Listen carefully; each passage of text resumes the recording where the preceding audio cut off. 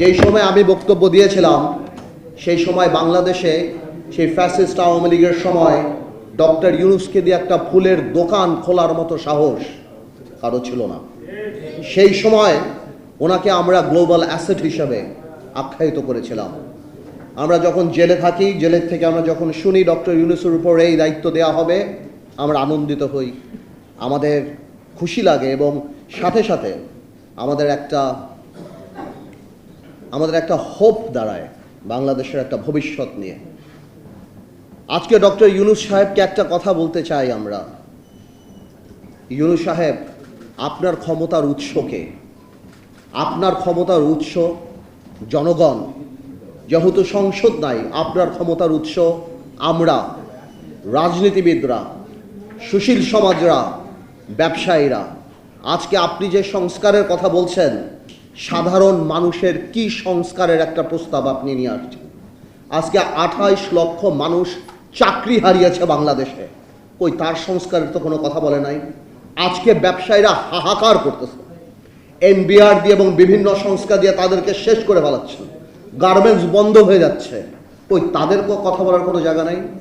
আজকে নূর এখানে বসা, নূর জানে ইউনূস সাহেব যখন ক্ষমতায় আসছিল, আমরা প্রথমেই যে বলেছিলাম আপনি রাজনৈতিক বা জাতীয় সরকার করার দরকার নাই, তবে অন্তত পক্ষে আপনি 4-5 জন উপদেষ্টা নেন যাদেরকে মানুষ চিনে, যারা মানুষের সাথে আপনার মাঝখানে যে দূরত্বটা সেটা পৌঁছাতে পারে। কিন্তু আপনি আমাদের সেই কথা শুনেন নাই। আজকে আপনার যে উপদেষ্টারা আছে তাদের অর্ধেক উপদেষ্টার নাম বাংলাদেশের মানুষ বলতে পারে না। তারা জানে না যে তাদের ভাগ্য কার দ্বারা নির্ধারিত হচ্ছে, কার দ্বারা ঠিক হচ্ছে। আপনার আরেকটা সোর্স অফ পাওয়ার ছিল কারা? আপনার আরেকটা সোর্স অফ পাওয়ার ছিল, যেটা আমার ভাই রাশেদ বলে গেল, যে আর্মি। আজকে কেন আর্মির এইভাবে কথা বলতে হয়? আর্মির সাথে দূরত্ব কে সৃষ্টি করেছে? রাজনৈতিক দলের সাথে দূরত্ব কে সৃষ্টি করেছে? আজকে অনেকেই আমাকে জিজ্ঞেস করে, পার্থ ভাই আপনারা ডিসেম্বরে নির্বাচন চান না? ডিসেম্বরের কথা তো আমরা বলি নাই, আপনি বলেছেন ইউনূস সাহেব জাতির সামনে ডিসেম্বরের কথা। আমরা বলেছি আপনারা সেই ওয়াদা আপনি রাখেন। আমাদের মুখ থেকে ডিসেম্বরের কথা আসে নাই। আজকে করিডোরের কথা শুনে কনফিউশন কে ক্রিয়েট করেছে? আমরা তো কনফিউশন ক্রিয়েট করি নাই। এই করিডোরের ইস্যু ইউনূস সাহেব আপনি নিয়ে আসছেন। আজকে কষ্ট লাগে, আজকে কষ্ট লাগে। আপনার প্রেস সচিব বলে নির্বাচন কবে? জানুয়ারিতে হতে পারে, ফেব্রুয়ারিতে হতে পারে, মার্চে হতে পারে, এপ্রিলে হতে পারে। এটা কোনো ধরনের কথা? আপনি জাতিকে কি একটা লটারির মধ্যে ফেলে দিবেন? যে আজকে আপনি বলছেন আপনি সংস্কার করবেন। কিসের সংস্কার? এনসিপিকে ক্ষমতায় আনার সংস্কার, এনসিপিকে ভালো করার সংস্কার। দেখুন, এনসিপির প্রতি আমাদের দুর্বলতা আছে। এই যে বৈষম্য বিরোধী ছাত্র আন্দোলন, এদের প্রতি আমাদের দুর্বলতা আছে। আমি ব্যক্তিগতভাবে চাই, যদি এত বড় একটা সংসদ সামনে আসবে, তারা যদি ঠিক করে পলিটিক্স করে সামনে আসতে পারে, I'll be more than happy. And আমি শিওর আমার এখানে যারা বয়স আছে তারা হবে। কিন্তু তারা যে প্রথম থেকে প্রত্যেকটা রাজনৈতিক দলকে আক্রমণের মুখে রেখেছে। এই যে একটা কথা তারা বলে যে বিএনপি আওয়ামী লীগ মুদ্রার এপিট আর ওপিট, আমরা আর আওয়ামী লীগরা বা অন্যান্য দলরা আমরা নাকি মুদ্রার এপিট আর ওপিট। ওনারা কোন কারণে এই কথা বলে? আজকে কি বিএনপি বাংলাদেশে 1400 লোক হত্যা করেছে? বিএনপি কি লক্ষ কোটি টাকা পাচার করেছে?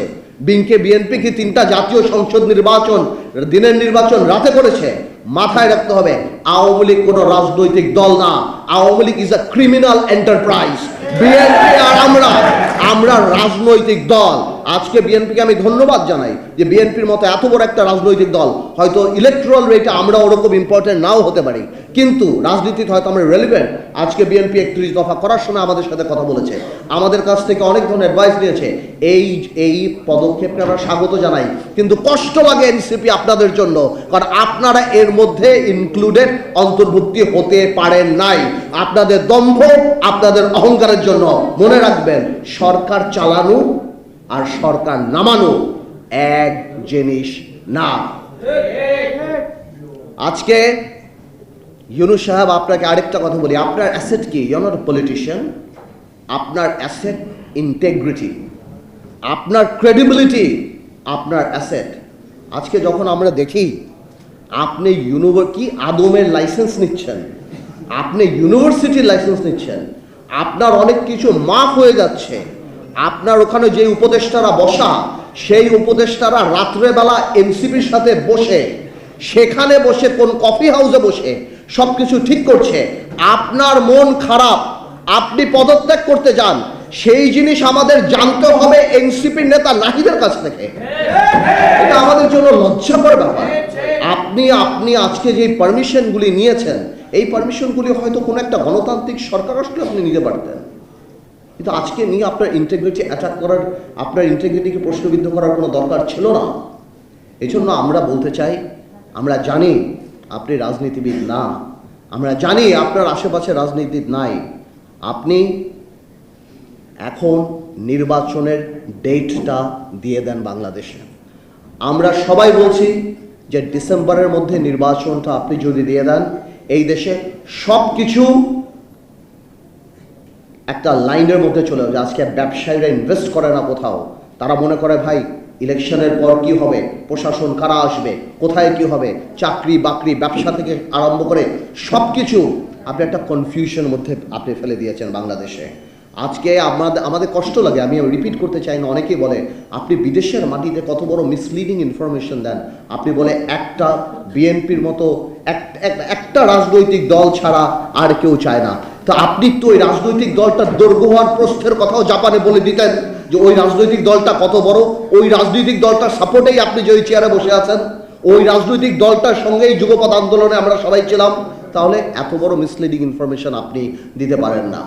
ভাইয়েরা আমার, আমি কথা শর্ট করব, এখানে সালাউদ্দিন ভাই চলে আসছে, সালাউদ্দিন আবার অন্য জায়গায় যেতে হবে। আমি খালি এতটুকু বলছি, আমরা জানি নির্বাচন দিলেই সব সমস্যার সমাধান হবে না, নির্বাচন দিলেই সব কিছু শেষ হবে না, বাট নির্বাচনেই জনগণকে ক্ষমতায়ন করার একমাত্র, এবং নির্বাচনেই বাংলাদেশের সবচেয়ে বড় সংস্কার। আর বাকি যা সংস্কার সেটা সময়ের ব্যাপার। ইউনূস সাহেব 17 বছর বাংলাদেশের মানুষ ভোট দেয় নাই। আপনি মানুষের ক্ষমতাটা মানুষের হাতে দিয়ে দেন, মানুষ আপনাকে সব সময় স্মরণ রাখবে এবং আমরাও আপনাকে শ্রদ্ধার সাথে স্মরণ রাখবো। তাহলে আমি আগেও বলি, ইউনূস সাহেব, পলিটিক্স আর ইকোনমিক্স এক না। পলিটিক্সে 2 আর 2 22 হয়, ইকোনমিক্সে 2 আর 2 4 হয়।